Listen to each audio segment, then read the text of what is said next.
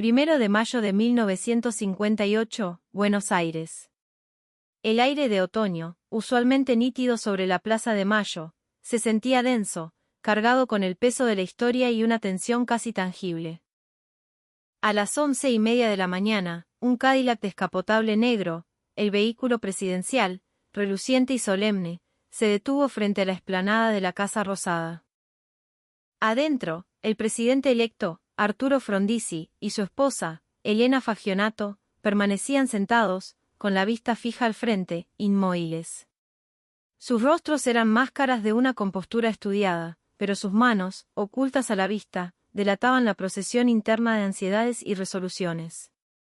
El personal de la Casa Rosada, encabezado por el jefe de protocolo, esperaba en la entrada con la puerta abierta, listos para la tradicional cortesía ceremonial, el traspaso de los atributos de mando, la banda presidencial y el bastón, un ritual que simbolizaba la continuidad democrática.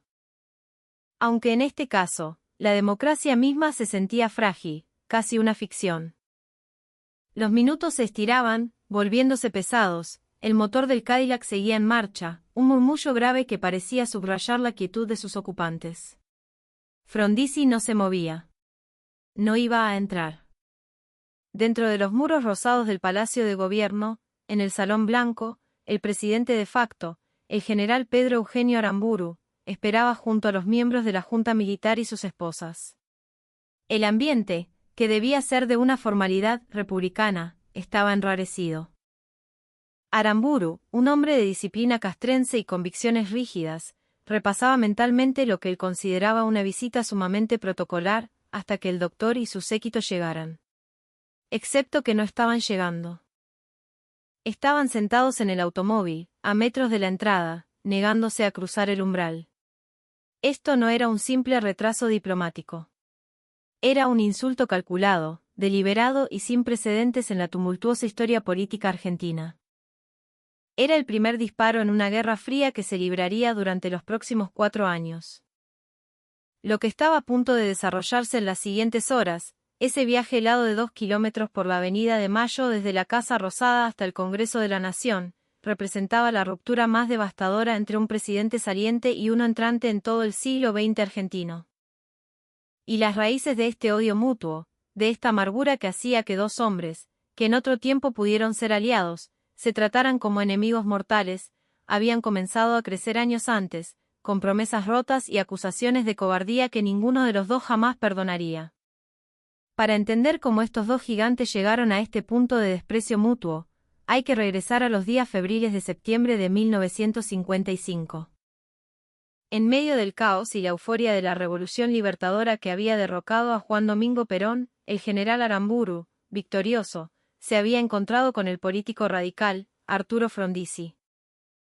En ese entonces, Aramburu vio en Frondizi a un intelectual necesario, la cara civil de una reconstrucción nacional. Doctor, le había dicho en una reunión privada, con una solemnidad que parecía sincera, no hay nada que usted pueda desear para la República que nosotros no intentemos ayudarle a obtener. Eso incluía, se sobreentendía, una transición hacia una democracia plena y sin proscripciones en 1958. Aramburu, que había asumido la presidencia de facto tras el desplazamiento de Lonardi, genuinamente despreciaba el peronismo, al que consideraba una tiranía corrupta. Admiraba, a su manera, la agudeza intelectual de Frondizi, un hombre que había sido una voz crítica contra el régimen depuesto.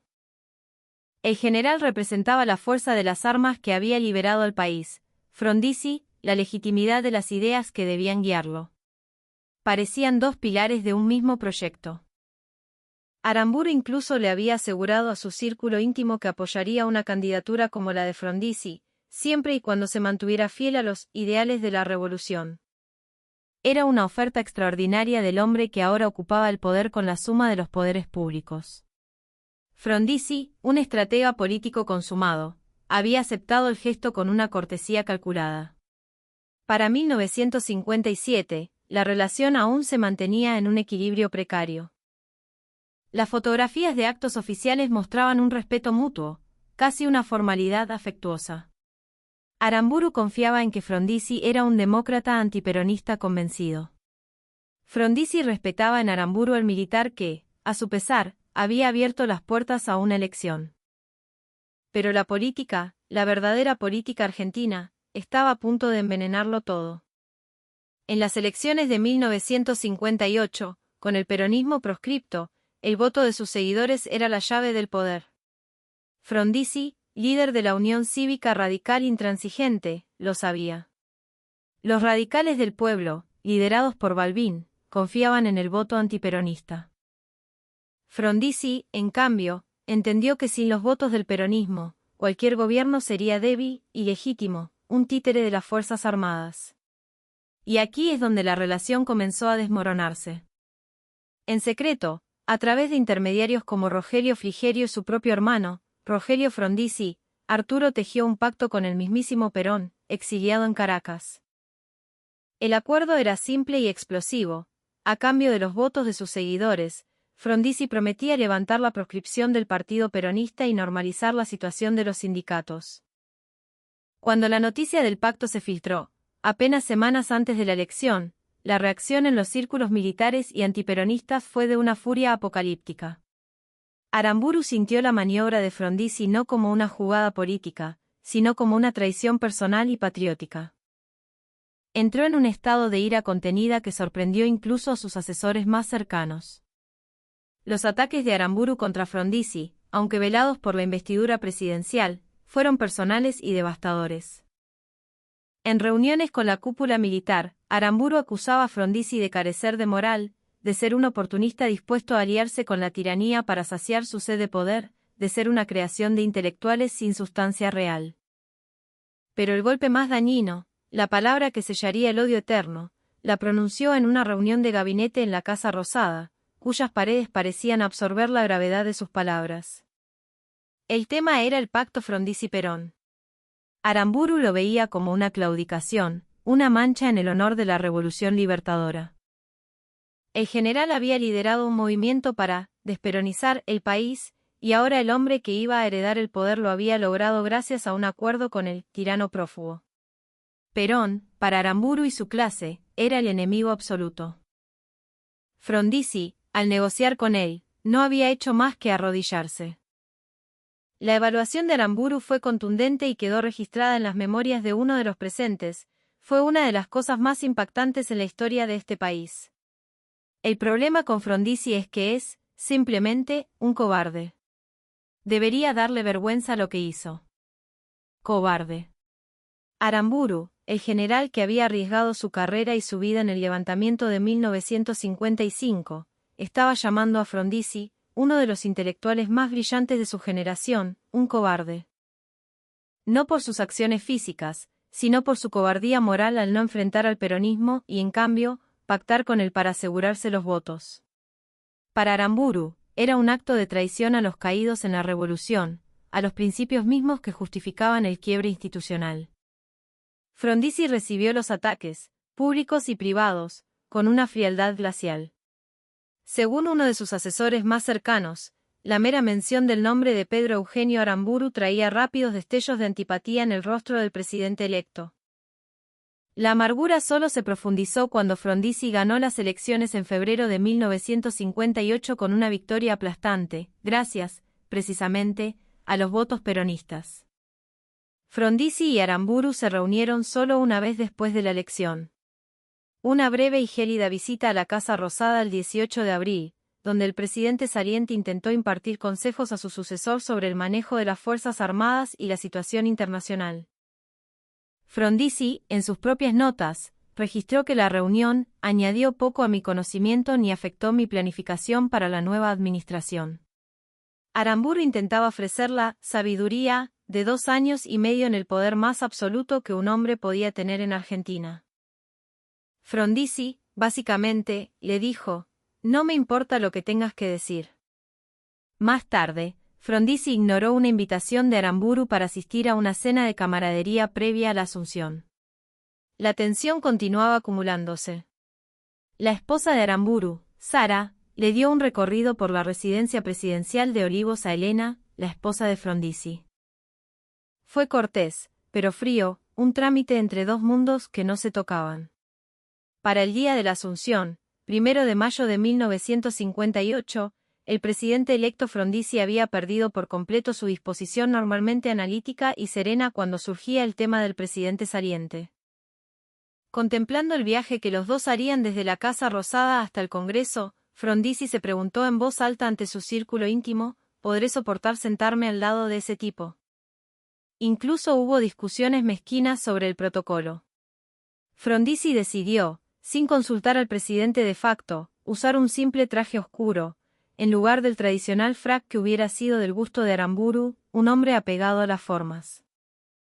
Aramburu cedió, en lugar de pelear por la vestimenta, pero el incidente aumentó el frío creciente entre los dos hombres. Luego vino el momento en la entrada de la Casa Rosada.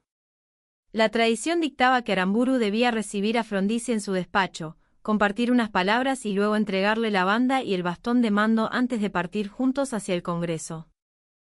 Era un gesto de civilidad, un momento donde el poder se transmitía con dignidad republicana. Pero el Cadillac de Frondizi llegó a las 11:30, solo 30 minutos antes de que necesitaran salir. Y Arturo y Elena Frondizi no solo se negaron a entrar, sino que permanecieron en el vehículo hasta que Aramburu saliera. Un corresponsal de un diario importante que observó el incidente, escribió: fue un momento impactante. Como describió una cronista política, hubo un instante incómodo mientras el personal esperaba para ver si el doctor Frondizi entraría a la Casa Rosada para saludar al hombre que todavía era presidente, todavía comandante en jefe de las Fuerzas Armadas. Frondizi no bajó del auto. El personal de la Casa Rosada se miraba entre sí, confundido, incómodo. Este era el presidente electo de la nación, negándose a seguir el protocolo básico de cortesía con un general que, le gustara o no, le estaba entregando el poder. El jefe de la casa militar, observando la situación desarrollarse, pensó para sus adentros: me alegré de no estar en ese automóvil. Finalmente, Aramburu cedió. Si la ceremonia iba a suceder a tiempo, debía unirse a Frondizi en el Cadillac que esperaba. Caminó hacia el vehículo negro, su rostro una máscara de neutralidad forzada, y se metió en el asiento trasero junto al hombre que acababa de insultarlo de la manera más pública posible. El viaje de 2 kilómetros por la Avenida de Mayo transcurrió en un silencio casi total, un vacío sonoro dentro de la cabina que contrastaba brutalmente con el clamor de las calles. Ambos pasajeros saludaban con un gesto mecánico, casi robótico, a los espectadores que se alineaban en la ruta. Las veredas estaban repletas. Se oían vítores: Frondizi. Frondizi. Pero entre ellos, como un fantasma que se negaba a desaparecer, surgía otro grito, más gutural, más desafiante: el nombre prohibido: Perón. Perón. Cada vez que ese nombre llegaba a sus oídos, la tensión dentro del automóvil se volvía tan palpable que incluso los agentes de seguridad reportaron una incomodidad extrema. Un asesor de Frondizi que iba en otro auto describió el odio hirviente entre los dos como un monzón a punto de estallar. Viajo con Frondizi en el auto número 1, recordaría Aramburu años más tarde en sus memorias. La conversación es general sobre la multitud, el día agradable, la transferencia ordenada, etc. Pero hubo un intercambio que ambos hombres recordarían, de manera diferente, por el resto de sus vidas. Según el relato de Frondizi, Aramburu finalmente rompió el silencio espeso. Con una voz que cortaba el aire, preguntó, mirando al frente: me pregunto quién habrá autorizado a su hermano a viajar tanto a Caracas últimamente. La pregunta no era inocente, era una daga directa al corazón del pacto, una alusión a las negociaciones de Rogelio Frondizi con Perón. Frondizi, sin girar la cabeza, respondió con una frialdad que igualaba la de su interlocutor: lo autoricé yo. Era necesario para la pacificación del país.